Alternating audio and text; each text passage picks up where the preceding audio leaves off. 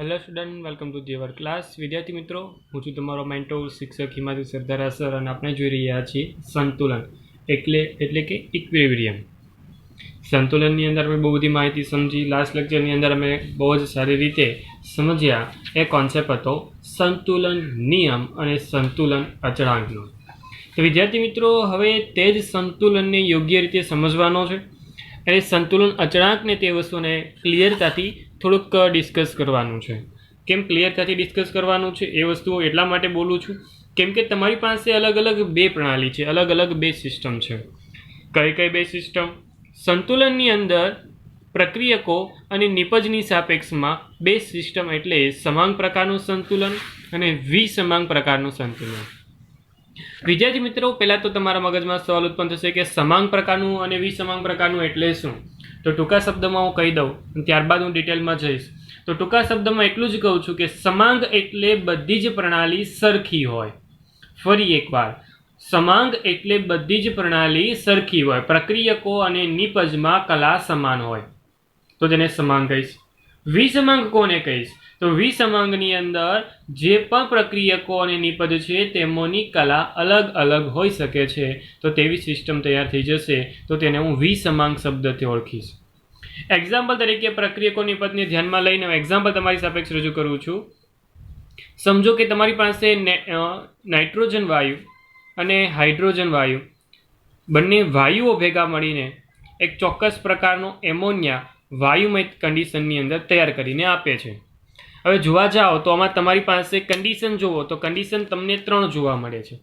નાઇટ્રોજનની કલા સ્વરૂપની condition gaseous છે, હાઇડ્રોજન ગેસિયસ છે, અને નિપજ તરીકે NH3 એમોનિયા તે પણ ગેસિયસ અવસ્થામાં છે, મતલબમાં વાયુમય અવસ્થામાં છે. તો વાયુમય કલામાં છે 3 કલા સમાન છે, અને કલા સમાન હોય તો સમજી જવાની તે પ્રણાલી કેવી છે વિદ્યાર્થી મિત્રો? યસ, સમાંગ પ્રકારની છે. વિદ્યાર્થી મિત્રો, તમને કોઈ વખતે ઇંગ્લિશ વર્ઝન પણ આપી શકે છે. તમને એમ કહી દેશે કે હોમોજીનિયસ. શું કહી દેશે? હોમોજીનિયસ. તો તમને સમજ પડી જવી જોઈએ કે હોમોજીનિયસ ઇક્વિલિબ્રિયમ એટલે બીજું કંઈ નવું કહેવા નથી માગતા, પરંતુ તમને અહીંયા સમાંગ પ્રકારના સંતુલનની જ વાત કરી રહ્યા છે. એવી રીતે જો તમને પૂછવામાં આવે કે વિસમાંગ એટલે શું, તો હિટ્રોજિનિયસ. શું કહેવાય? હિટ્રોજિનિયસ. હિટ્રો એટલે કે વિસમાંગ અને સમાંગ એટલે હોમોજીનિયસ. ક્લિયર? ચાલ.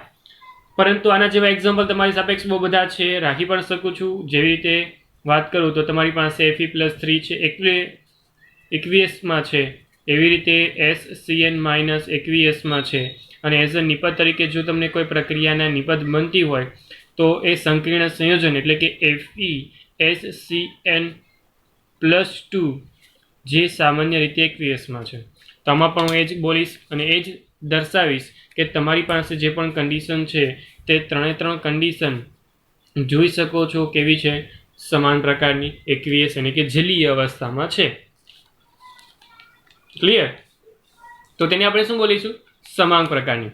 તો વિદ્યાર્થી મિત્રો, જ્યારે પણ સમાંગ પ્રકારની પ્રકૃતિ હોય એટલે કે કલા સમાન હોય ત્યારે કેટલીક સમાંગ પ્રણાલીઓ માટે આપણે સંતુલન અચળાંકની વર્તણૂક સમજવાની છે.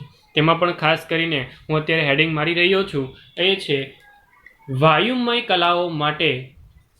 કઈ કલાઓ માટે વિદ્યાર્થી? ખાસ કરીને જોવા જઈ રહ્યા છીએ આપણે વાયુમય પ્રણાલી માટે. ચાલો, વાયુમય કલા તમારી પાસે હોય, વાયુમય પ્રણાલીઓ તમારી પાસે હોય, અને તેના માટે સંતુલન અચળાંકમાં શું ફેરફાર થાય છે? સંતુલન અચળાંકની જે પણ પ્રકૃતિ છે, કઈ રીતે આપણે સંતુલન અચળાંકની કિંમત મેળવી શકીએ છીએ, અથવા તો ફોર્મ્યુલા કઈ રીતે બનાવી શકીએ છીએ. આઈ થિંક સો કે તમને યાદ હશે લાસ્ટ લેક્ચર. પરંતુ અત્યારે વાત કરવા જઈ રહ્યા છીએ તે વાત આપણે વાયુમય કલાની કરવાની છે. એટલા માટે વિદ્યાર્થી મિત્રો, જે વાત કરવાની છે ખાસ કાળજીપૂર્વક સમજી લેજો કે વાયુમય કન્ડિશનની કરવાની છે. ઓકે, ચાલો. તો યાદ રાખો હવે કે તમારી પાસે પ્રક્રિયકો અને નિપજની મોલર સાંદ્રતામાં રજૂ કરવાની વાત થતી હોય, એટલે સિમ્પલ સંતુલન અચળાંકની આપણે વાત કરીએ તો તે જગ્યા પર મોલર અચળાંક Kc વપરાય છે, કે જેમાં સાંદ્રતા એ મોલર હોય છે. મોલરની અંદર સાંદ્રતા છે, મોલ પ્રતિ લિટર, જેને આપણે બોલીએ છીએ મોલ પર લિટર અથવા તો મોલ લિટર ઇનવર્સ. ઓકે, તો તેમાં શું વપરાય છે? Kc. પરંતુ તમારી પાસે પ્રક્રિયા કન્ડિશન દરમિયાન સંતુલન અચળાંક સ્થપાય છે અને આંશિક દબાણમાં અનુકૂળ રીતે ફેરફારો થાય છે. ધેટ મીન્સ કે તમારી પાસે જે પ્રક્રિયકો છે અને નિપજ જે છે તે અનુવર્તી રીતે વાયુમય કલાની અંદર છે, વાયુમય અવસ્થાની અંદર છે. તો આપણે વિદ્યાર્થી મિત્રો જાણીએ છીએ કે જ્યારે પણ વાયુમય અવસ્થા છે તો સ્વાભાવિક છે કે તેમાં દબાણનો યુઝ થશે. દબાણ યોગ્ય રીતે બદલાતું તમને જોવા મળશે. તમે બધી વસ્તુ જાણીએ છીએ તેને અનુલક્ષીને. તો બધી વસ્તુને તેને અનુલક્ષીને પહેલાં તો હું તમને બતાવું છું, ક્લિયર સમજાવું છું, ખાસ કાળજીપૂર્વક સાંભળજો. તેના માટે હું યાદ કરીશ આદર્શ વાયુ સમીકરણ કે જે તમે દ્રવ્યની અવસ્થામાં સમજી ચૂકીને આવ્યા છો અહીંયા કે PV is equal two NRT. આ બધી રાશિ તમે જાણતા હોવા જોઈએ. P એટલે કે દબાણ, V એટલે કે કદ, N ઇઝ ઇક્વલ ટુ મોલની સંખ્યા, R ઇઝ ઇક્વલ ટુ વાયુનો જે પણ કોન્સ્ટન્ટ અચળાંક છે તે, અને T ઇઝ ઇક્વલ ટુ તાપમાન. હવે તેની અંદર હું થોડોક ચેન્જ કરું છું. મારે P જોઈએ છે એટલા માટે હું P ને કોન્સ્ટન્ટ રાખું છું અને બાકીની જે પણ વેલ્યુ છે એટલે કે V છેદમાં જવા દઉં છું. ક્લિયર? ફરી એકવાર ક્લિયર શબ્દોમાં મારા શબ્દમાં બોલી રહ્યો છું કે તમારી પાસે જે P છે એ P એટલે કે દબાણ, અને તે નોર્મલી પાસ્કલની અંદર હોય. કઈ રાશિની અંદર હોય વિદ્યાર્થી મિત્રો? પાસ્કલ એટલે કે PA હોય. પાસ્કલમાં પણ હોઈ શકે, વાતાવરણ દબાણમાં પણ હોઈ શકે. અલગ અલગ બહુ બધી રાશિ છે દબાણની, તેમાંથી કોઈ હોઈ શકે, પણ તે હું પાસ્કલની પરિભાષા સાથે ચાલુ છું. તમારી પાસે N જે છે તે મોલની સંખ્યા છે. આ દબાણના સંદર્ભમાં આપણે વાત કરી, આ મોલની સંખ્યાના સંદર્ભમાં વાત કરીએ છીએ.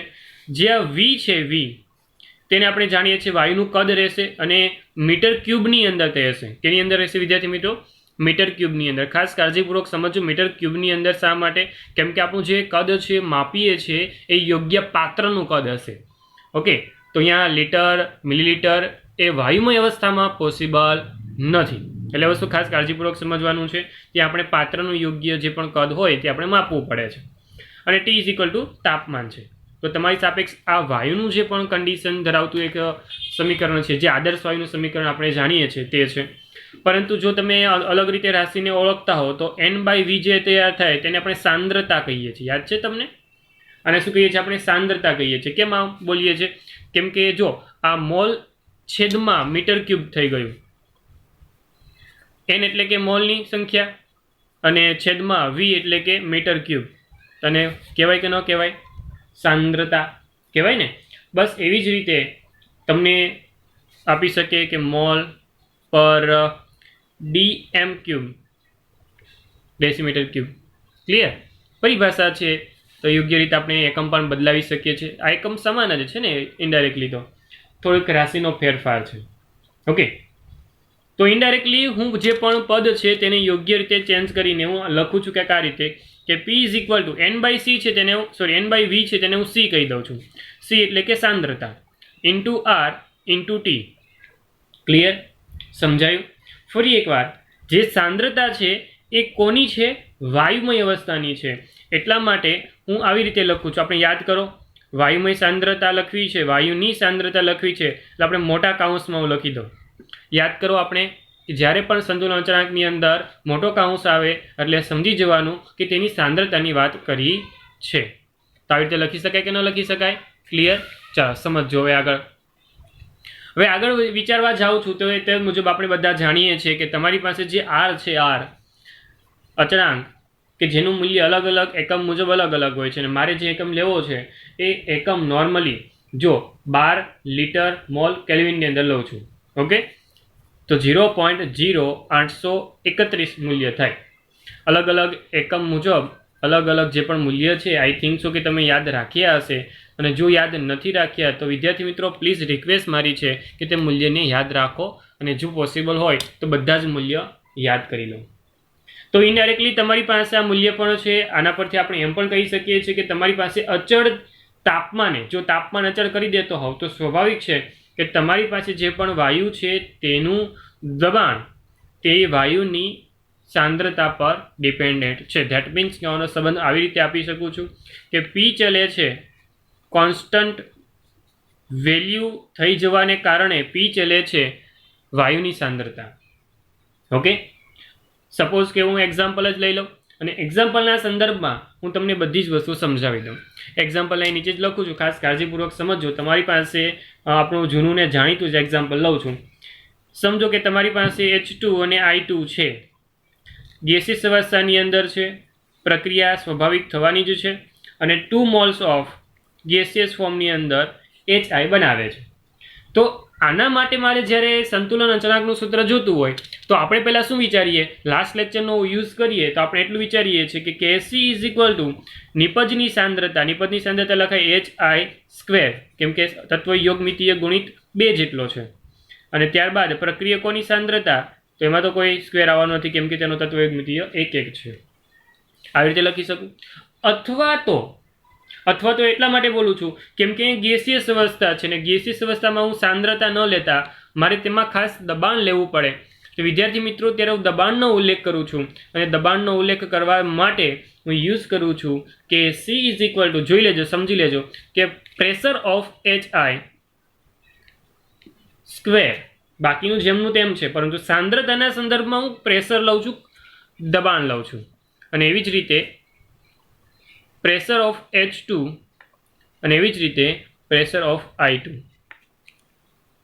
હું ક્લિયર શબ્દમાં લખું જ છું અહીંયા કે તમારી પાસે જે પણ પ્રેશર છે એ પ્રેશરનો મતલબ એમ જ બોલું છું કે PHI, PH2 અને PI2, આ ત્રણ જે રાશિ છે તેનો મતલબ શું છે સમજો ખાસ કાળજીપૂર્વક. તેનો મતલબ અહીંયાથી લઈ લઉં છું, સાંદ્રતાના સંદર્ભમાં વાત કરવાની છે.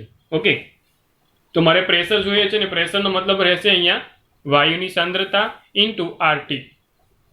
એટલે હું લખીશ શું કંઈક આ રીતે, વાયુ તરીકે HI છે તો HI ની સાંદ્રતા ઇન્ટુ RT, અહીંયા H2 ની સાંદ્રતા ઇન્ટુ RT અને અહીંયા I2 ની સાંદ્રતા ઇન્ટુ RT લખી શકાય. ક્લિયર?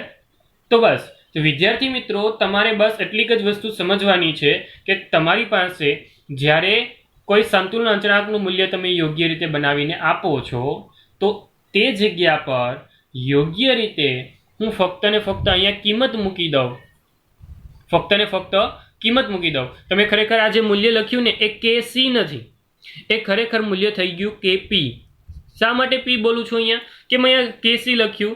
જ્યારે તમે મોલર એટલે કે સાંદ્રતાનો ઉલ્લેખ કરો ને ત્યારે Kc લખવું પડે, જ્યારે તમે ખરેખર દબાણનો ઉલ્લેખ કરો ને તો વિદ્યાર્થી મિત્રો તમારે Kp લખવું પડે.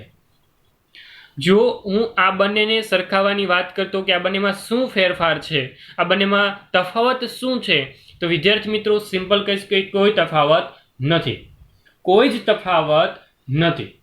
જો તમારે તફાવત ગોતવો છે તો કઈ રીતે ગોતશો?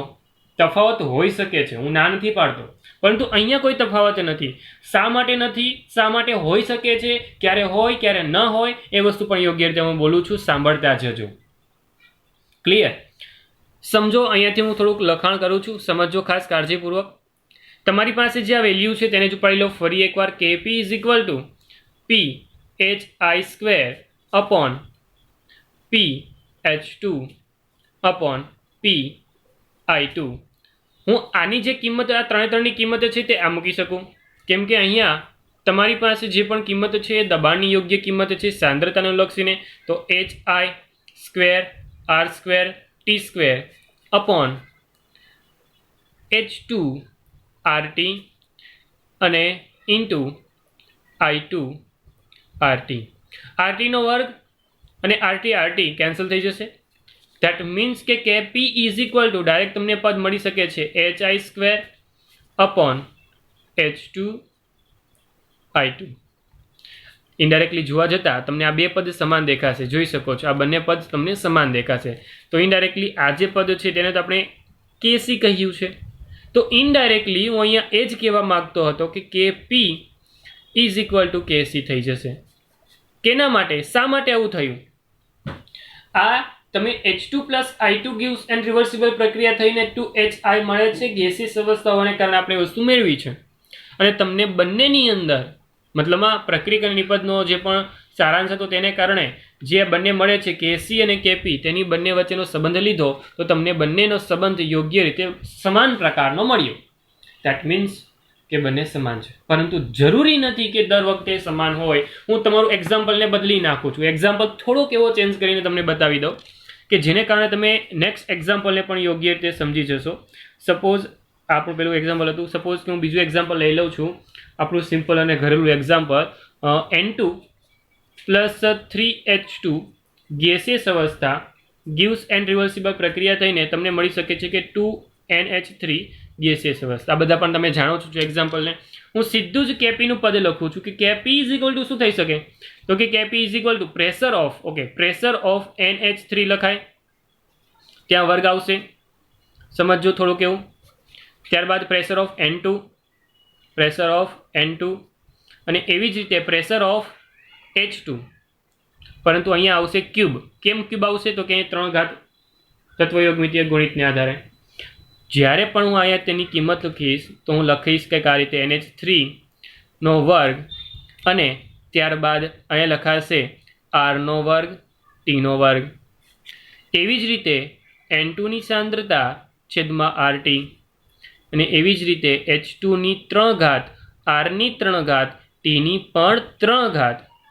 અકોર્ડિંગ ટુ ધી જે પણ કેલ્ક્યુલેશન છે તે હું લખી શકું છું. તમારી પાસે જે પણ પદ NH3 નો વર્ગ છેદમાં N2 છેદમાં H2 ની 3 ઘાત ઇન્ટુ, હવે તમારી પાસે જે પણ ઘાત છે તેને હું ડાયરેક્ટ ઉપરના ભાગમાં જ ચડાવી દઉં છું, અથવા તો એકવાર સ્ટેપ વધારવા માટે હું આમ કરીશ કે R ની કુલ 4 ઘાત થશે અને T ની પણ કુલ 4 ઘાત થશે. યોગ્ય રીતે જોઈ શકો છો. તો indirectly KP is equal two પદ તૈયાર થશે, જેને આને આપણે શું કહીએ છીએ વિદ્યાર્થી મિત્રો, જોઈ શકો છો તમે અહીંયા KC કહી શકીએ છીએ. ઓકે, જોઈ લેજો યોગ્ય રીતે પદ કઈ રીતે બોલું છું. અહીંયા હું તમારી પાસે કેપી ઇઝ ઇક્વલ ટુ આખું પદ છે, પરંતુ આટલો ભાગ જે છે એટલો ભાગ કે જેને હું KC કહી શકું છું, કે જેને કારણે મને ડાયરેક્ટ સંબંધ મળી શકે. ચાલો, ઓકે, તો આ જે ભાગ છે તે હું મોટી ઘાત છે ત્યાં તરફ લઈ જાઉં તો હું યોગ્ય રીતે લખીશ, તો આવી રીતે લખીશ -2 ઘાત. કેમ -2 બોલું છું, તો કે પહેલાં તો ઘાત સમાન છે અને છેદમાં જાય તો 4 માંથી 2 જાય એટલે 2 નીકળશે, અને છેદમાં 2 હોય તો સ્વાભાવિક છે કે અંશમાં લખવું હોય તો મારે -2 લખવું પડે. ઇનડાયરેક્ટલી તમારી પાસે જે અહીંયા સંબંધ યોગ્ય રીતે સમાન પ્રકારનો હતો, તો એ સમાન પ્રકારનો સંબંધ અહીંયા જળવાતો નથી. અહીંયા સંબંધ કંઈક અલગ રીતે છે, અને એ સંબંધ ફક્ત ને ફક્ત -2 ધરાવતી ઘાતનો છે. -2 જેટલી ઘાત કઈ રીતે આવે છે, ક્યારે આવે ક્યારે ન આવે, એ વસ્તુને સમજવા માટે તમારી યોગ્ય સામાન્ય સ્વભાવને સમજવો પડશે. તો વિદ્યાર્થી મિત્રો, હું તમને સમજાવવા જઈ રહ્યો છું સામાન્ય સ્વભાવ. સમજો એક્ઝામ્પલ તરીકે તમારી પાસે કોઈ એક્ઝામ્પલ એવું જ લખું કે જે તમને ડાયરેક્ટ સમજાઈ જાય. A પ્લસ B કોઈની બાજુવાળાની ના, આપણી ના, કોઈની નહીં, D. ચાલો, આ પ્રક્રિયા છે. ઓકે, હું આના માટે KP લખું છું. શું લખું છું વિદ્યાર્થી મિત્રો? KP. તો ખરેખર તો પદ આવી રીતે લખવું પડશે મારે. KP is equal two pressure of A raise to A into C આવશે. શું આવશે? Capital C. Capital D raise to D છેદમાં capital A raise to A into capital B raise to B. આ તો સમજ પડી ગઈ ને? તો બસ આ જ પ્રકૃતિ પરથી હું લખી દઉં કે C ની C ઘાત R T ની C ઘાત, એવી રીતે કેપિટલ D ની D ઘાત R T ની D ઘાત, એવી જ રીતે કેપિટલ A ની સ્મોલ a તો R T ની પણ સ્મોલ a, એવી જ રીતે આ B ની B તો R T ની પણ B. યોગ્ય રીતે કેલ્ક્યુલેશન કરી દઉં તો C raise to C, D raise to D, A raise to A અને B રેસ ટુ B, જેને કહી દઉં છું KC. યાદ કરજો KC કઈ રીતે કહ્યો છે. લાસ્ટ લેક્ચરમાં બધી વસ્તુ ડિસ્કસ કરી ચૂક્યા છીએ આપણે, અને જોવી હોય તો યોગ્ય રીતે મેં તમને બતાવ્યું છે. લાસ્ટ લેક્ચરનો આ ભાગ તમને બતાવી રહ્યો છું કે જેની અંદર આપણે આ પદ લખ્યું હતું અને તેના માટે KC ઇઝ ઇક્વલ ટુ આ પદ બનાવ્યું છે. તો તે પદ ઉપાડી લઉં, 1 2 3 4, આ 4 પદ ઉપાડી લઉં તો સ્વાભાવિક છે કે હું KC લખી શકું. યસ. હવે RT તો C પ્લસ D. ઓકે, જોજો ખાસ કાળજીપૂર્વક. હું એક પદમાં તમારી પાસે રહેલો આ પદ ઉપાડી લઉં છું, અને છેદમાં છે -A -B, અથવા એમ લખી દઉં કે કાઉન્સમાં યોગ્ય રીતે આવી રીતે પણ લખી શકાય પ્લસ B. તો A પ્લસ B છેદમાં છે, C પ્લસ D અંશમાં છે, તો છેદમાંથી અંશમાં જાય તો માઇનસ સાથે થશે કે નહીં? ક્લિયર? તો ઇનડાયરેક્ટલી પદ તૈયાર થશે કે પી ઇઝ ઇક્વલ ટુ કે C into RT raise two આ શું છે? તત્વ યોગમિતીય ગુણિત છે.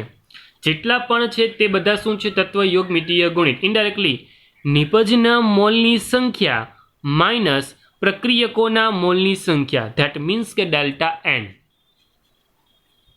ડેલ્ટા એન શું લખી દઉં છું વિદ્યાર્થી મિત્રો? Delta N. Sir delta N એટલે શું છે? ફરી એકવાર તમે સવાલ પૂછો તો ક્લિયર શબ્દમાં જ બોલું છું કે ડેલ્ટા એન જે છે, ડેલ્ટા એનનો મતલબ છે નિપજની મોલનો ફરી એકવાર ડેલ્ટા એન જે છે તે છે વાયુમય નિપજના મોલની સંખ્યા માઇનસ વાયુમય પ્રક્રિયકોના મોલની સંખ્યા. શબ્દ નોટ ડાઉન કરવા. નિપજમાં જેટલો પણ તફાવત છે તેને આપણે ડેલ્ટા એન વડે દર્શાવીએ છીએ. તો એ પ્રક્રિયકો અને નિપજની જે પણ અવસ્થા છે, નિપજ યોગ્ય રીતે મોલની સંખ્યા લેશે. નિપજના મોલની સંખ્યા માઇનસ પ્રક્રિયકોના મોલની સંખ્યા. ક્લિયર? થોડુંક ટૂંકમાં લખ્યું છે, કાળજીપૂર્વક જોઈ લેજો, સમજી લેજો. વિદ્યાર્થી મિત્રો, મારું કહેવાનો મતલબ એટલો જ હતો કે તમારી પાસે જ્યારે પણ RT raise to delta n નો જે પણ સંબંધ છે તે તમારે જાળવી રાખવાનો છે. સપોઝ કે હું જો અહીંયા વિચારતો હોઉં, હવે એ જ પદ જે લખ્યું છે, તૈયાર કર્યું છે, તેનો યુઝ કઈ રીતે થઈ શકે છે તે હું થોડુંક સમજાવવા માંગીશ. તમારી પાસે જો કેપી અને કેસીનો જ્યારે આ સમીકરણ લખ્યું હતું ત્યારે આપણે પદ જોયું, તો આ સમીકરણની અંદર તેનો સંબંધ તમને આવા પ્રકારનો મળ્યો છે, જોઈ શકો છો. હવે તે મળવા પાછળનું કારણ શું હતું? શા માટે તે સમાન મળ્યો? શા માટે RT raise to delta N નથી ત્યાં? તો સમજી શકો કે RT raise to delta N, delta N એટલે શું? તો કે નિપજની કુલ સંખ્યા ગણી લેવાની, મોલની કુલ સંખ્યા માઇનસ પ્રક્રિયકો. તો નિપજમાં કુલ કેટલા છે? 2 મોલ છે. 2 માંથી 1 + 1 2, તો 2 માંથી 2 બાદ કરી દો, કેટલા વધશે?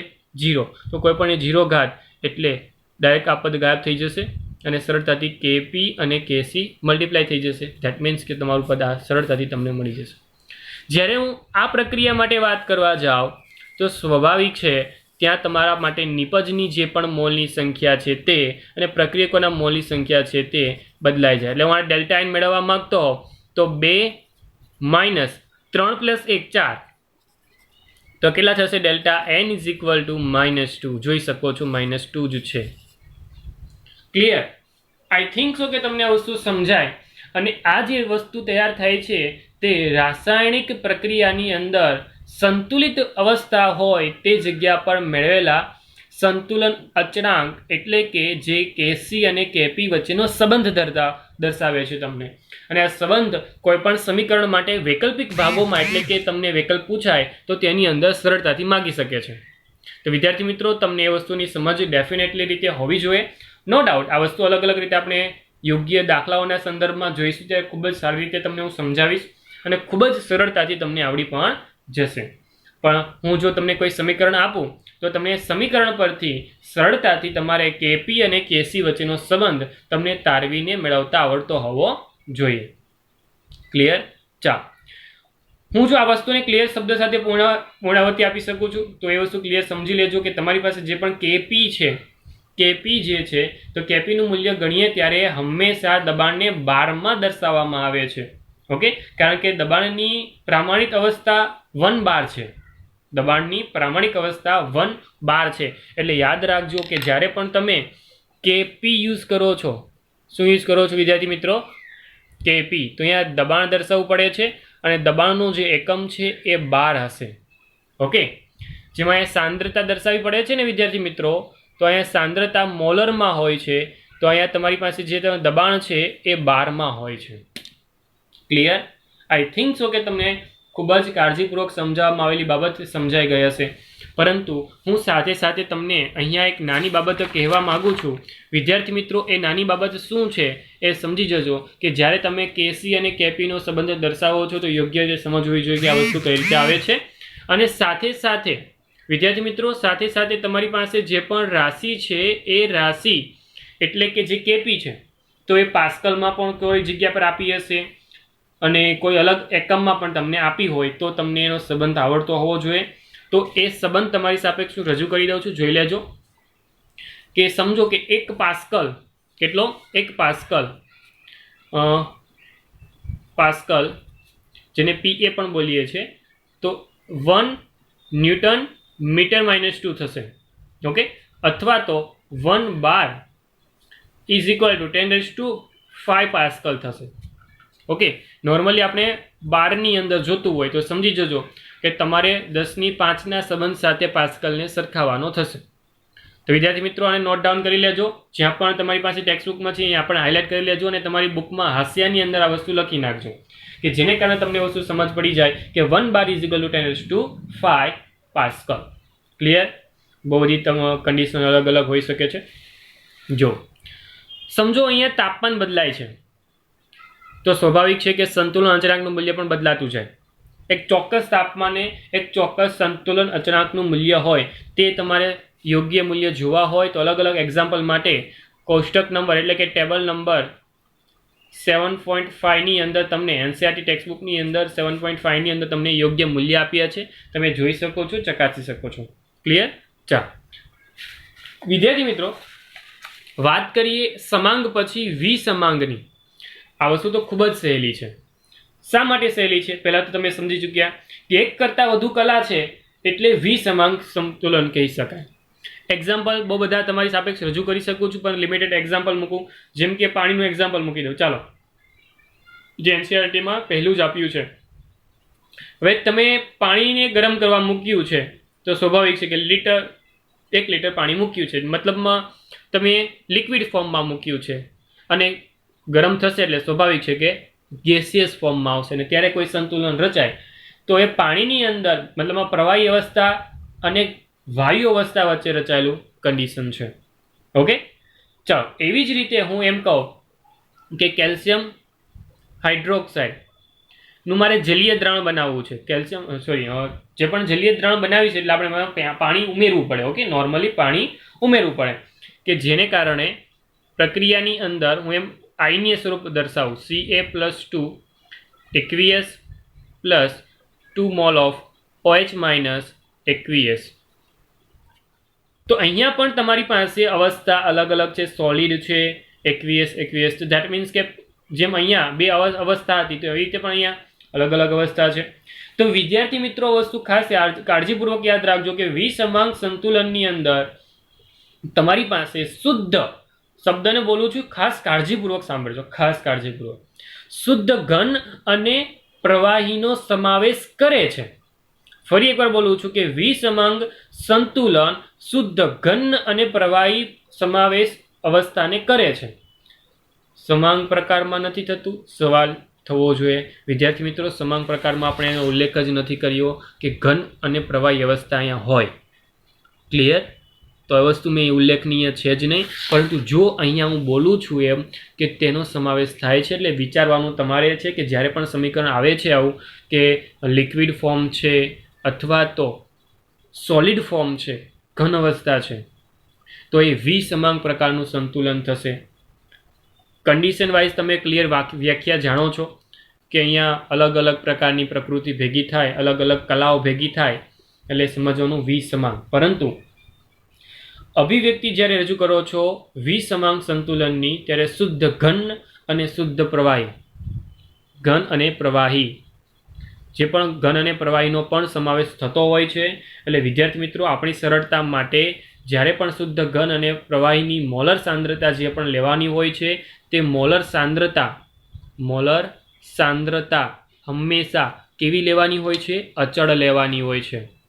અને આ વસ્તુ જે છે ખૂબ જ સારી રીતે આપણે સમજી લઈએ. બીજા શબ્દમાં એમ કહી દો કે તમારી પાસે x જેટલો કોઈ પદાર્થ પડ્યો છે, એ લિક્વિડ ફોર્મમાં હોય કે પછી સોલિડ ફોર્મમાં હોય, તે ગમે તે જથ્થામાં હોય લે તો તે અચળ અવસ્થામાં છે એવી રીતે જ લખી શકું છું, કહી શકું છું. આની વિરુદ્ધ હું એમ કહી દઉં કે તમારી પાસે સમજો કે x મોલ જેટલો ગેસિયસ અવસ્થામાં છે.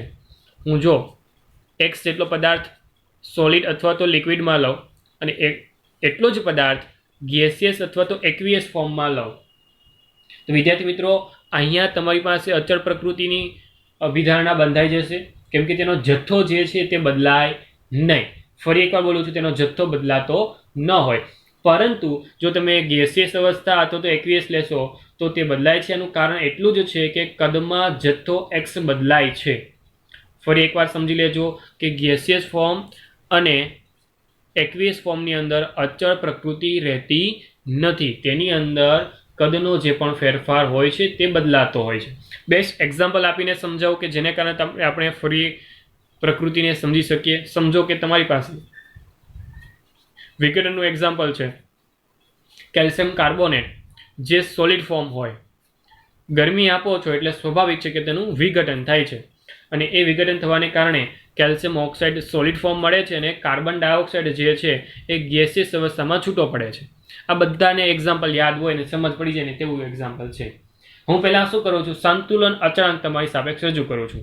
હવે સંતુલન અચળાંક તમારી સાપેક્ષ રજૂ કરવું એટલે સ્વાભાવિક છે કે મારે લખવું પડે કે Kc is equal two concentration of calcium oxide into concentration of carbon dioxide gaseous અવસ્થામાં છે તે. અવસ્થા ખાસ જોતી જાઉં છું, લખતો જાઉં છું. અત્યારે કેલ્શિયમ કાર્બોનેટ છેદમાં, કેમ કે નિપજની સાંદ્રતા છેદમાં પ્રક્રિયકોની સાંદ્રતા. પરંતુ વિદ્યાર્થી મિત્રો આપણે વાત શું કરી કે તમારી પાસે જો સોલિડ અથવા તો લિક્વિડ હોય તો તેને અચળ ફોર્મ આપી દઈશ. તો સંતુલન અચળાંકની અંદર જ્યારે પણ સોલિડ અથવા તો લિક્વિડ તમારી સાપેક્ષ રજૂ થાય છે તો તેને અચળ સમજીને તમારે લખવાની જરૂર રહેતી નથી. તમારે અચળ પ્રકૃતિને તમારે કોન્સ્ટન્ટ તરીકે સમજવાની છે અને યોગ્ય રીતે સંતુલન અચળાંકની કેલ્ક્યુલેશનમાંથી તમારે દૂર કરવી પડશે. એટલે સિમ્પલ સ્વરૂપ તમારી સાપેક્ષ રજૂ થશે. આમાં આપણી સરળતા છે, આપણી જે પણ સરળતા છે તમને અહીંયા જોવા મળશે. ફરી એકવાર કે તમારી પાસે બે એવી રાશિ છે કેલ્શિયમ ઓક્સાઇડ અને કેલ્શિયમ કાર્બોનેટ કે જેની અંદર તમે જે પણ અવસ્થા લખી છે એ અવસ્થા કેવી છે વિદ્યાર્થી મિત્રો? સોલિડ અવસ્થા છે, ઘન અવસ્થા છે. તો એનું જે પણ મોલર સાંદ્રતા છે એ અચળ રહે છે, તે બદલાતી હોતી નથી. તો વિદ્યાર્થી મિત્રો તે બદલાતી ન હોવાને કારણે તમે સરળતાથી તેને અચળ કહી દો અને એ અચળ થવાને કારણે ફક્ત ને ફક્ત તમારી પાસે વધે છે ગેસિયસ અવસ્થાની અંદર કાર્બન ડાયોક્સાઇડ. અને સ્વાભાવિક છે કે તમે ગેસિયસ અવસ્થાની અંદર જો કાર્બન ડાયોક્સાઇડ લખતા હો તો એવી રીતે ન લખી શકતા હો તો તમે કેપીના સંદર્ભમાં પણ લખી શકો છો, પ્રેશર ઓફ કાર્બન ડાયોક્સાઇડ લખી શકો છો. તો તમે આવી રીતે રાખો કે આવી રીતે રાખો, યોગ્ય રીતે તમને જોવા મળી શકે છે. વિદ્યાર્થી મિત્રો અહીંયા કાર્બન ડાયોક્સાઇડ જે એક ચોક્કસ તાપમાને અને દબાણે, ચોક્કસ તાપમાને કાર્બન ડાયોક્સાઇડનું અચળ સાંદ્રતા અને દબાણ કેલ્શિયમ ઓક્સાઇડ અને કેલ્શિયમ કાર્બોનેટ સાથે સંતુલનમાં છે એવું સમજી શકો છો. ફરી એકવાર બોલું છું, મારા વાક્યને સમજજો. થોડુંક કોમ્પ્લિમેન્ટરી લાગી શકે છે કેમ કે તમે કન્ડિશન ન વિચારી હોય એટલા માટે, કેમ કે કન્ડિશન તમારી જાતે પ્રક્રિયાની વિચારવાની કે બંધ પાત્ર છે તેની અંદર આ બે સોલિડ ફોર્મમાં છે, આ ગેસિયસ અવસ્થામાં છે. તો વિચારો કે એક ચોક્કસ તાપમાન છે કે સમજો કે 300 કેલ્વિન જેટલું તાપમાન છે. એક્ઝામ્પલ તરીકે બોલું છું, ચોક્કસ આંકડો નથી, એક્ઝામ્પલને સમજવા માટે 300 કેલ્વિન બોલું છું. સમજો કે 300 કેલ્વિન છે, 300 કેલ્વિન તાપમાને કાર્બન ડાયોક્સાઇડની જે અચળ સાંદ્રતા છે અને દબાણ કેલ્શિયમ ઓક્સાઇડ અને CaCO3 સાથે સંતુલનમાં હોય તેમ યોગ્ય આપણે સમજી શકીએ. ખરેખર મૂલ્ય જો જોવા જઈએ તો પ્રાયોગિક રીતે આ મૂલ્ય પણ માપેલા છે. તેના મૂલ્ય માટેની જ વાત કરું, જો તમે પ્રાયોગિક રીતે ચકાસણી કરી હોય ને તો તમને કદાચ સમજ પડી જાય કે 1100 કેલ્વિન કેટલું તાપમાન વિદ્યાર્થી મિત્રો? 1100 કેલ્વિન તાપમાને કેલ્શિયમ ઓક્સાઇડ અને કેલ્શિયમ કાર્બોનેટ જે સોલિડ ફોર્મમાં છે, ઓકે, જે સોલિડ ફોર્મમાં છે, તો આ બંને સાથે સંતુલનમાં રહેલો કાર્બન ડાયોક્સાઇડ કે જે ગેસિયસ અવસ્થામાં છે, આ બંનેની સાથે કન્ડિશન દરમિયાન સંતુલનમાં રહેલો જે પણ કાર્બન ડાયોક્સાઇડ છે તેનું દબાણ વિદ્યાર્થી મિત્રો સમજો, તેનું દબાણ એ કેટલું હશે તો કે 2.0 પાસ્કલ જેટલું થાય. પરંતુ જો આને બારની અંદર લખવામાં આવે, મતલબમાં 12 એકમની અંદર લખવામાં આવે તો વિદ્યાર્થી મિત્રો આપણે સંતુલન અચળાંકની અંદર જ લખી દઈએ કે P ઓફ કાર્બન ડાયોક્સાઇડ, તો indirectly Kc is equal two શું લખી શકું છું વિદ્યાર્થી મિત્રો? Pressure of carbon dioxide. તો કેટલું છે કેલ્ક્યુલેશન? આ જે છે તે પ્રાયોગિક મૂલ્ય માપેલું છે તેની વાત કરું છું. આ કોઈ મારા મનની વાત નથી કરતો, કોઈ મેં એક્ઝામ્પલ નથી આપ્યું. આ જે વસ્તુ પ્રાયોગિક રીતે સાચી છે તે વસ્તુ તમારી સાપેક્ષ રજૂ કરેલી છે. તો કેટલું થશે? 2.0 10⁵ પાસ્કલ છે. તો માં થોડી વાર પહેલાં જ આપણે વાત કરી કે કોઈ વખતે પાસ્કલમાં વેલ્યુ તમને આપે તો તમારે બારમાં કન્વર્ટ કરવી હોય તો શું લખશો તો કે KP આવશે અહીંયા. તો KP is equal to 2 × 0 12. Clear? I think so કે તમને આ વસ્તુ ક્લિયર થતી સમજાય અને સરળતાથી તમે KPની વેલ્યુ મેળવી શકો છો. વિદ્યાર્થી મિત્રો, ફક્ત આવા એક્ઝામ્પલ મેં તમને રજૂ કર્યા છે યોગ્ય પ્રાયોગિક મૂલ્ય સાથે, તેના દ્વારા પણ તમે સમજી શકો છો, અથવા અન્ય એક્ઝામ્પલ પણ ટૂંકા દ્રષ્ટાંત દ્વારા તમને હું સમજાવી શકું છું. સમજો તમારી સાપેક્ષ બીજું એક્ઝામ્પલ મૂકું. ખૂબ જ સરળતાથી એક્ઝામ્પલ સમજાય તેવું એક્ઝામ્પલ છે આ નિકલ પ્લસ કાર્બન મોનોક્સાઇડનો. કાર્બન મોનોક્સાઇડ જે સામાન્ય રીતે પ્રક્રિયા કરીને ખૂબ જ અગત્યનું સંયોજન બનાવે NiCO4, જેને કહેવામાં આવે છે નિકલ કાર્બોનિલ. શબ્દને કાળજીપૂર્વક લેજો કેમ કે શબ્દ પણ અહીં અગત્યનો બને છે. જે નામ બને છે તે નિકલ કાર્બોનિલ. આ જે સંયોજન બન્યું ને તે સંયોજન પણ તેની દ્રષ્ટિકોણથી અગત્યતા ધરાવે છે. સંયોજનની વાત કરું છું જે આપણે કદાચ સમજવામાં નથી આવતું, પણ નો ડાઉટ. પરંતુ વસ્તુ સમજી લો કે તમારી પાસે આ સોલિડ છે, આ ગેસિયસ અવસ્થામાં છે, આ પણ ગેસિયસ અવસ્થામાં છે. તો હું જો KC લખું તો KC શું લખી શકાય? લખાવો તો જરા મને. તો લખવું પડે મારે NiCO4 છેદમાં શું લખાય? CO⁴. સર CO⁴ સાથે NI તો લખો, તો લખવાની જરૂર નથી. શા માટે લખવાની જરૂર નથી? કેમ કે તે સોલિડ ફોર્મમાં છે. સોલિડ ફોર્મમાં હોય તો અચળ લઈ લેવાનું, અને અચળ લઈ લેતા હો તો જેમ અહીંયા મેં દૂર કરી દીધું હતું તો તેમ તમે ત્યાં દૂર કરીને લખી શકો છો. That's it. બીજું કાંઈ જ યાદ રાખવાનું નથી. તો યાદ સિમ્પલ લોજિકથી રાખો કે જ્યારે પણ તમારી પાસે ઘન અવસ્થા અને પ્રવાહી અવસ્થા હોય અને સંતુલન અચળાંકમાં સમીકરણ લખવાનું કહેતા હોય તો તેને નિગ્લેક્ટ કરી દેવાનું, જોવાનું નથી. ક્લિયર? કેમ કે તેની જે પણ સાંદ્રતા છે, મોલર સાંદ્રતા, તેને ઓલમોસ્ટ અચળ માનવામાં આવે છે. પરંતુ જો ગેસિયસ અવસ્થા છે અથવા તો એક્વિયસ અવસ્થા યાની કે જલીય અવસ્થા છે તો તેના કદમાં બદલાવ થતો હોવાને કારણે મારે સંતુલન અચળાંકનું મૂલ્ય ચોક્કસ ડેફિનેટલી આપવું પડતું હોય છે. ચલો હજી એક એક્ઝામ્પલ તમારા માટે આપું છું, જોઈ લેજો. આ A છે, Ag2 જે સોલિડ ફોર્મમાં છે તેની સાથે નાઇટ્રિક એસિડ પ્રક્રિયા કરે છે. અને નાઇટ્રિક એસિડ પ્રક્રિયા કરે છે ને તે કે જેને કારણે તે બની જાય છે 2AgNO3, અને ત્યાં તમને એક્વિયસમાં એટલે કે જલીય દ્રાવણની અંદર નિપજ બને છે, અને સાથે સાથે H2O કે જે લિક્વિડ ફોર્મમાં છે તે છૂટું પડે છે. તો વિદ્યાર્થી મિત્રો, પહેલાં વિડીયો સ્ટોપ કરીને એનો જવાબ યોગ્ય લખો, અને જો તમને જવાબ મળી જતો હોય તો જવાબ તમે જાતે ચેક કરજો મારા જવાબને લક્ષીને. ચલો જવાબ લખી દીધો હોય પછી જે જવાબ મારા જોજો. ચાલો તો જવાબ યોગ્ય આવશે AgNO3/2 આઈ થિંક સો કે તમે બધા સાચા હશો. આઈ થિંક સો કે તમને આજની બંને અવસ્થાના સંતુલનમાં સમજ પડી ગઈ હશે કે જેમાં આપણે સમાંગ પ્રકારનું સંતુલન પણ સમજ્યા અને વિસમાંગ પ્રકારનું સંતુલન પણ સમજ્યા. વિદ્યાર્થી મિત્રો, આજના લેક્ચરમાં બસ એટલું જ. જે પણ સમાંગ અને વિસમાંગ છે તેના યોગ્ય એક્ઝામ્પલ દ્વારા આપણે નેક્સ્ટ પાર્ટ્સને સમજવાની ટ્રાય કરીશું, અને નેક્સ્ટ પાર્ટ દ્વારા તમે ક્લિયરતાથી સમાંગ, વિસમાંગ અને સંતુલન અચળાંકનો કોન્સેપ્ટ ક્લિયર કરીશું. તો વિદ્યાર્થી મિત્રો, આજના લેક્ચર બસ એટલું જ. ફરી એકવાર મળીશું નેક્સ્ટ લેક્ચર સાથે. ત્યાં સુધી આપો મને રજા. હું છું તમારો મેન્ટોર, શિક્ષક Himanshu Sardara sir. Thank you so much.